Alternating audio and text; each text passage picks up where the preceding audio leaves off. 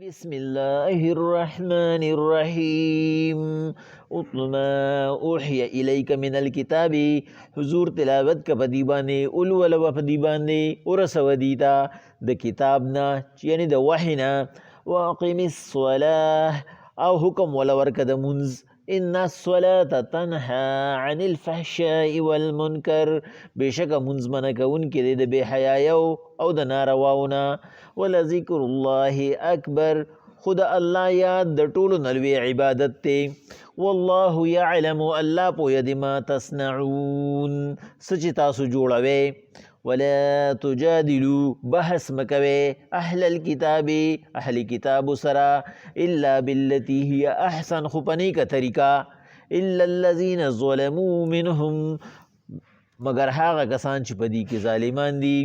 وقولوا آمنا بالذي انزل الينا وانزل اليكم او اوایه وته منګه ایمان راوړل په هغه کتاب باندې چې موږ ته نازل شوی دی او چې تاسو ته نازل شوی دی والهنا والهكم واحد زمونږ خدای او تاسو خدای یو دی ونحن له مسلمون او موږ ته غاړه ایښې ده وکذلک انزلنا الیک الکتاب حضور دکرنګ موږ تا ته هم کتاب نازل کړی دی چې قرآن دی فالذین آتیناهم الکتاب پس هغه کسان چې موږ ورله کتاب ورکړی دی یؤمنون به په دې یقین کوي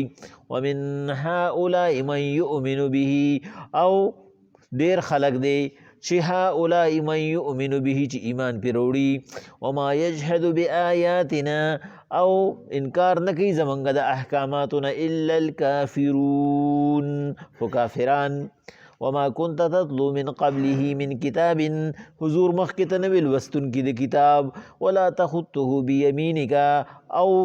ندی لیکل کولی شو اذا لارتاب المبتلون کنی دغه وخت بیا شکمنو خلق شک کو بل هو آیات بینات بلکې دا خو احکامات دی واضح فی صدور الذین پسینو د هغه کسانو کې اوتو العلم چې موږ ته پوهه ورکړې ده وما یجحد بآیاتنا الا الظالمون او انکار نه کوي زموږ د احکاماتنا خو هغه خلق چې ظالمان دي وقالوا اوی لولا انزل علیهم آیات من ربه ولی زموږ د طرف نه زموږ فرمایشي معجزې نه راځي قل وتوایا انما الآیات عند الله دا خود الله په اختیار کې دي وانما انا نذیر مبین زه ښکاره دعوت ورکوونکی ما اولم یکفهم انا انزلنا علیک الکتاب یتلا علیهم ولی کافی ندی په دې باندې چې نازل کړی دی موږ دې ته کتاب چې تلاوت کیږي پی ان فی ذلک لرحمتا وذکرى لقوم یؤمنون بشک دا ردی د پر رحمت ته نصیحت ته خدا هغه قوم د پاره چې یقین کوي الله پاک وی پیغمبر علیه الصلاۃ والسلام اطل ما اوحی الیک من الکتاب واقم الصلاة اول پدی باندې د کتاب نه مقصد دلته کی وحی دا هغه چې مونږ ته احکامات در لګړي دي هغه چې مونږ ته وحی کړی دا نو دی ته زمونږ د حکم مطابق منو عن بیان کا واقم الصلاة او د منځ حکم وته ورکا اوس په دې منځ باندې الله زور ولی ورکو چې ړومبه خبره وته دا وکړه چې احکامات په اولولا ورته وایي واقم الصلاة چې تاسو منځ قائم کې ځکه ان الصلاة تنهى عن الفحشاء والمنکر دا منځ دا یو داسې هتیار دی چې دا به تاسو منې کوي د بې حیایۍ نه او د نارواونه ولذکر الله اکبر خو که درجې ته رسېدل غواړئ او تاسو د ټولو نه په مرتبه کې اوچتېدل غواړئ نو ګورې د الله پاک ذکر و اذکار به کوې والله یعلم ما تصنعون الله عالم دی په هغه اعمالو چې تاسو یې جوړوئ د جوړولو نه مقصد سری چې تاسو د ځان نه په دین کې را شامل کړي دي مفسرین وی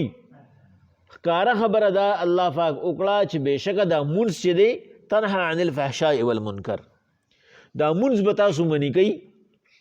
د بې حیایۍ نه او د نارواونه او نن سبا چې کوم یو سړی زیات منځګزاره دی نو هغه زیات دوکمار دی د هغه عمل زیات خراب دی کوم یو سړي باندې چې ستا اعتماد سیوا دی په هغه سړي باندې ستا ته نقصان سیوا دی هغه ادریس په یو بیان کې وی و یو ورځ بازار ته راغلی وم او وی سوابیرې مې اغوستې ګاډۍ کې سوابیرې وي نو د هغه سر نه را شروع شوم نو یو سړی مې په نظر راغی چې د امیرانو په شانته شکل یې جوړ کړی وی ښه مزېدارې ښکلې سپینې کپړې یې اغوستې وې پټکې یې په سر او لوی ویښتې پرېښي وو او ګیرې له یې هم د کوپرې تیل ورکړي وو او مې وله د بادامو تیل ورکړي وو سم د لرې نه یې پړک کو بس ما وی چې یاره دا سړی پکې صحیح دی امیر صاحب دی زه ورته رالم ما ورته وی چې یاره کاکا دا سوابیرې مې خوښې شوې ډریور ته مې وی چې ګاډي دې خوا ودروه سوابیرې مې خوښې شوې دا به په څو راکړي نو هغه وی چې جي سوابیرې به ستا د خوښي قیمت به زما د خوښي ما ورته چې دا خو نور هم ښه شوه چې کوم پکې د ټولو نه ښکلي د هغې څه قیمت دی نو ما ته یې وی چې هغه په دې دي ما ورته وی چې راکړه نو بس وي داسې د لاندې نه یې ورته دغه ور اړمه کړه تله نو د لاندې پکې کرکڼه وي نو ما ورته وی چې ته لږ صبر وکړه تا خو د پاسه سوابیرې ایښي دا خو کرکڼې دي نو ما ته وی چې ما خو نه دي جوړې کړي تا خو الله پاک دغه شانتې راښي جوړي دي نو ما ورته وی چې تا خو اوس ما ته وی چې قیمت به زما د خوښي او سیز به ستا د خوښي نو دا قیمت هم کم که که نه نو چې ما له ټول په یو قیمت در راکړي دي نو چې تا له زه غټه غټه درکړم دې سره زه به ورسره څه کوم نو ما ورته وی چې داسې چلو که چې دا هغه بوډۍ مور له وټاکوه او چکني دې وله وکړه وی غوسه یې کړم او را واپس شوم دې نو ما وی چې د یو زمونږ غونته کې سړی دې شکل یې جوړ کړی دی د هغه دا الله نو چې دا نور نه به مونږ څه ګیله وکړو زمونږ په هر یو کار کې دا مسئله الله پاک وی پیغمبر علیه السلام دا مونځ به منې کوي تا د څه نه دا مونځ به تا منې کوي د بې حیایۍ نه او د نارواو نه اوس چې کوم یو سړي د هغه زیات مونځونه نو د هغه زیات جومات کې حاضري د هغه معاملات هغه شانتې هم هغه کوم پره ګډوډي په دې وجه موږ ته به استادانو وی ګوره عوامو ته چې خبره کوې که نه نو عوامو ته د واجباتو او د فرایضو خبره کوې مونږ ورته څه خبرې کوو کمیس د ترخزو کا بډې ووخه ویښته لوی کا ګیره لویه کا او دس په دې طریقه وکړه تسبیح راواله دا خو ټول مستحبات او مکروهات دي ګیره اوږده کا ګیره لنډه کا پنسي اوږدې کا پنسي لنډې کا کپ جوړ کا کپ مه جوړوه ترخزې ووخه ترخزې مه وخه دا خو مستحبات او مکروهات دي نه ورته د فرایضو او د واجباتو خبره وکړه بایي خېټې ته حرام مه غورځوه په خپله پردي کې فرق وکړه په حقوقو کې فرق وکړه حلال وګټه یو سړي دا هر څه برابر کړي دي ګیرې اوږده را کمیس یې ترخزو دی بډې یې والي دي ویښتې د سنتو موافق دي خو خېټه کې حرام پراته دي الله وی ان الله طیب ویحب الطیب الله به تاسې کوي ستا عبادت قابل قبول نه دی ته حلال خوره دا حلال به ستا خود به خود دی عباداتو ته او دغه ته مکروهاتو ته او د مستحباتو ته جوړوي نو ته چې خپل واجبات او فرایض په ځای باندې نه ساتي زمونږ استاد جي هغه ورځ خبره کوله وی د یو بابا زمونږ چم کې یو بابا وي مقتدي مې وي د هغې تپوس له ورغلی وی بابا جومات ته نه راته وی زه چې لاړم نو وی بابا کټ کې بیمار نو ما ورته چې مونځ خو به په ناستې کوې نو یو ما ته وی چې استاد جي ساړه دي ډېر زیات وی جمع و ما ورته وی چې ساړه دي نو ته به ورته مونځ پرېږدی وی چې زما خو جي شپږ میاشتې وشو چې مونځ مې نه دی کړی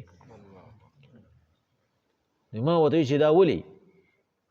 اوبه دله څوک نه ګرمې نه وي چې بوډۍ مې مړه ده کمزوري م په خپله باندې نه ما د دننه نه یې ګور اواز راکړو چې استاد جي دله مونږ روزانه 2 لوټې ګرمو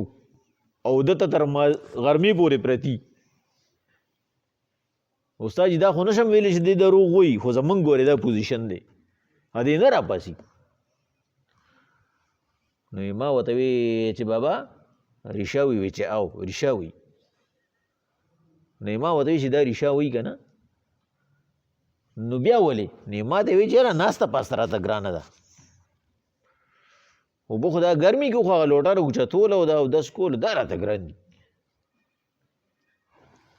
نو ما ورته چې تیمم وهه که نه.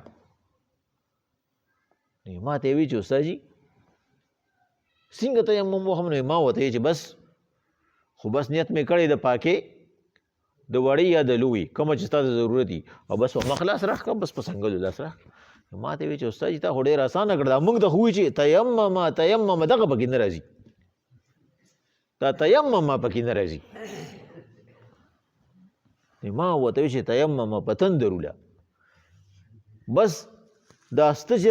مونځ ته دا چې ته کې دا ته په دې نیت کې دا مونږ ځان له کار کتلی دی چې مونږ وایو نیت زده کړه اول نه. بای په یو هفته کې خو زه تیمم نشم زده کولی، بیا د سیدې نیت نشم زده کولی، نه بس دا نیت خو ستا د زړه نیت دی، بس نیت دغه کافي ده. جنازې لرالې ته پکې تکبیرونه مه یادوه، تکبیرونه ووایه بس، خو الله اکبر ووایه ودرېږه، مخې سره ودرېږه. نو موږ په دې مسئلې پسې شوي یو چې بایي جنازه کې فاتحه شته او که جنازه کې فاتحه نشته، موږ دې له زور ورکړی دی. خدا نه وایو چې جنازې ته ودرېږي، دې کې د نیت ضرورت دا په خوله لازمي دی او که نه دا د زړه لازمي دی. بل ورځ یو کس تپوس زمانه وکړو، ما ته وی استاد جي وی پیغمبر صلی الله علیه وسلم وی چې مونځ بغیر د فاتحې نه نه کېږي، نو دا جنازه خو مونځ دی، نو تاسو پکې فاتحه ولې نه وایئ؟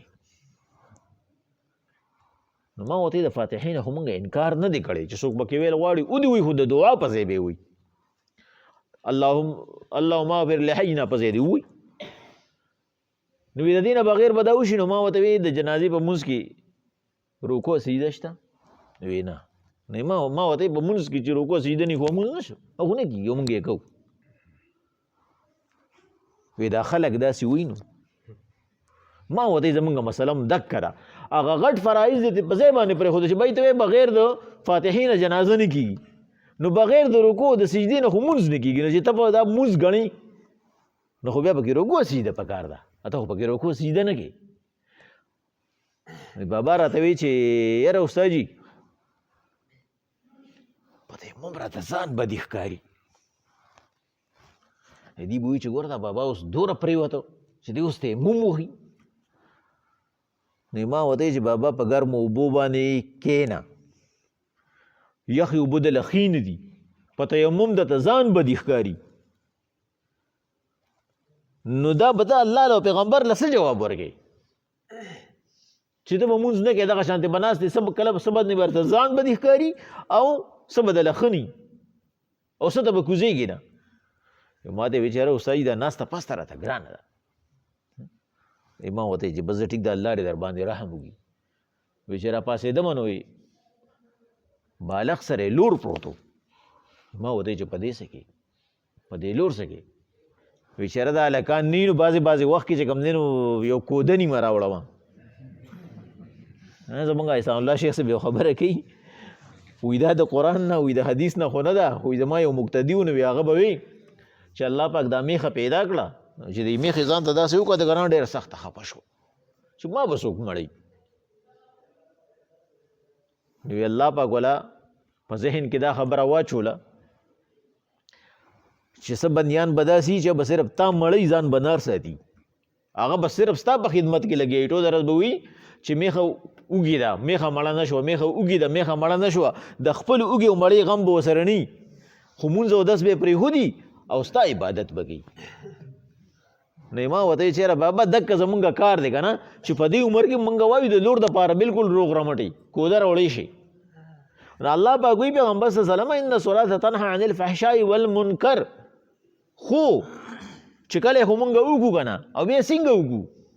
چې په پوره طریقې سره یې وکړو که نه، صرف د سټیشن مطابق یې خو نه کوو که نه. علما وایي دا مونځ چې کوم دی دا ټوپک دی او په دې کې دا نیت او تواضع چې کومه ده عاجزي چې ته په ځای باندې ذهن وساتې دا یې ګولۍ ده او دا شیطاني دشمن دی. نو تا باندې به دشمن هغه وخت کې نه راځي چې ټوپک کې ګولۍ موجود وي. نو چې تش ټوپک تا سره شته او ته په ځای باندې ودرېږي نه، ته په جومات کې نه، ته په بل ځای کې ګرځئ. نو چې ګولۍ پکې نشته نو ته په شیطان په سوګئ. مونږ وایو مونږ مونځ نه بچ کوي، مونږ مونځ نه خلاصوي. او یو ماشوم ته وایي خپل چې کوم دی نو دغه ووایي د پلارو چې ورشه روټۍ مې کړې ده، نو چې کوم کسان مونځ وکړي نو بس هغه سیده روټۍ له راوله. نو هغه صرف 2 تنه راوست. نو ورته چې په دې ډک جومات کې ایله دا 2 تنه وو. نو هغه ورته چې دا جي دا وایي چې مونځ وکړي نو روټۍ له راوله. نو چې کوم یو کس به راوته ما به ورته وایي چې استاد جي په لومبي رکعت کې څه ووایې، په دویم کې څه ووایې. یاره موږ ته خو پته نشته، خو بس استاد جي بس نیت تړلی و نو بس صرف دا 2 کسان پکې وو چې دوی راته ووایي چې یاره په لومبي رکعت کې دا صورت ووایې، په دویم کې دا صورت ووایې. نو چې زمونږ مونځ داسې نو څنګه به هغه مونږ بچ کړي. الله پاک وایي ولا تجادلوا اهل الکتاب، تاسو بحث مه کوئ د اهل کتابو سره الا بالتي هي احسن، خو په نیکه طریقه باندې ورسره بحث وکړئ. په نیکه طریقه باندې بحث څه دی؟ په نیکه طریقه باندې بحث دا دی چې تاسو هغې سره پسته خبره وکړئ،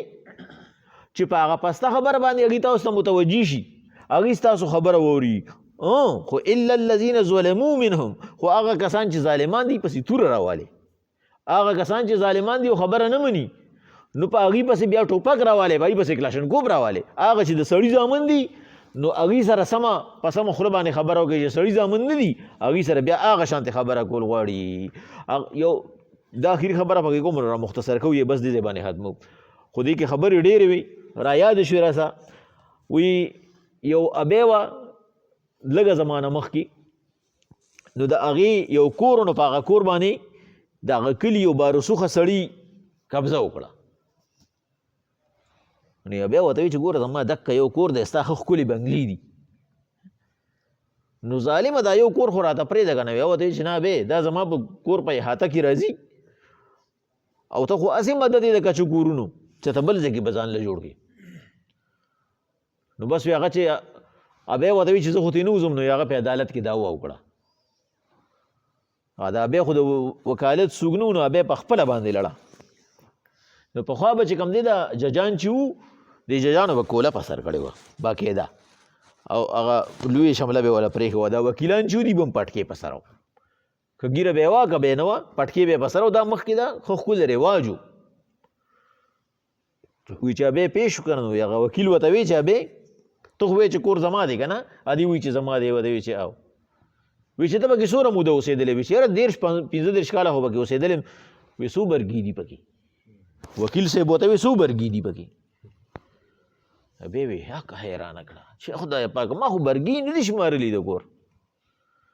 او که ورته نه وم خو بس هر څه ځي د لاسه. نو هغې ورته وایي چې یاره وکیل صاحب زه درنه یو تپوس وکړم، جج صاحب یو تپوس د وکیل صاحب نه وکړم. نه ورته وایي چې وکتې وایي چې یاره دی خو روزانه دا پټکي وایي که نه، ستا په دې پټکي کې څه وولی دي؟ وکیل صاحب ورته وایي چې بس زه خو د سارې مالې پټکي وایم، زه خو ولې ولونه نه شمارم. نو هغې ورته وایي چې وکیل صاحب ته روزانه وې او ته ول اول نه شمارې، زه پکې د 13 کالو نه اوسم، نو زما برګو سره څه کار دی؟ بوهت الذي وکیل هغه حق حیرانه پاتې شو. نو زمونږ چې کوم دی نو الله پاک وایي پیغمبر علیهم الصلاة والسلام چې کوم یو سړی پوهېږي نو هغه سره د پوهې په زبان کې په ښه طریقه خبره وکړه. خو چې کوم یو سړی نه پوهېږي بې سړیتوب وي نو بیا دین موږ له دا اجازت راکوي هغه بیا د هغه په زبان کې سم کا. الله پاک وایي وقولو وایې دي ته چا ته؟ د اهل کتابو ته وایي چې آمنا بالذي انزل الینا وانزل الیکم، موږ ورې ایمان راوړو په هغه کتاب چې تاسو ته نازل شوی دی چې تورات او انجیل دی، او هغه چې موږ ته نازل شوی چې قرآن دی. په ټولو مو ایمان دی ځکه چې ټول د یو الله د طرف نه دي. و الهنا و الهکم واحد، او که تاسو منې او که نه منې زموږ ستاسو خدای یو دی، په خدای کې زموږ تفریق نشته. ونحن له مسلمون، او موږ دکه یو خدای ته غاړه ایښې ده. نو که چېرې دې ټولو ثبوتونو سره دي ستاسو خبره مني نو خو دې سره خبره وکړئ، ستاسو وروڼه دي د اسلام دعوت وله ورکړئ. او که نه دی په دې کې شک و شوبه کوي او دی په دې کې تاسو ته سر سنډوي، نو بیا دې سره صرف او صرف د تورې او د ټوپک زبان پکار دی. بیا دې د سړي زامن نه دي، الله خو وله مهلت ورکړی، الله به سره هلته ګوري، تاسو یې دلته برابر کړي. بسم الله الرحمن الرحیم اتل ما اوحی الیک من الکتاب حضور اولول بدی باندې هغه چې موږ وحی کوو تا ته کتاب نه احکامات واقم الصلاه حکم ول ورکه د منځ ان الصلاه تنهى عن الفحشاء والمنکر بشک دا منځ منه کوي د بے حیاي نه او د نارواو نه ولا ذکر الله اکبر خود الله یاد د لوی عبادت ته والله يعلم الله خپو ید ما تصنعون هغه چې تاسو د ځان نه لارې جوړوي ولا تجادلوا بحث مکوي اهل الكتاب اهل کتاب سره په دین کې الا بالتي هي احسن خو په نیکه طریقه سره الا الذين ظلموا منهم خو نه ظالمانو سره په دې کې وقولوا ټول توای آمنا بالذي انزل الينا وانزل اليكم موږ خو ایمان راوړل دي په هغه کلام چې موږ ته راغلی دی او چې تاسو ته راغلی دی والهنا والهكم واحد زمونږ او تاسو خدای یو دی ونحن له مسلمون او موږ د دغه یو خدای تابعداري کوونکي یو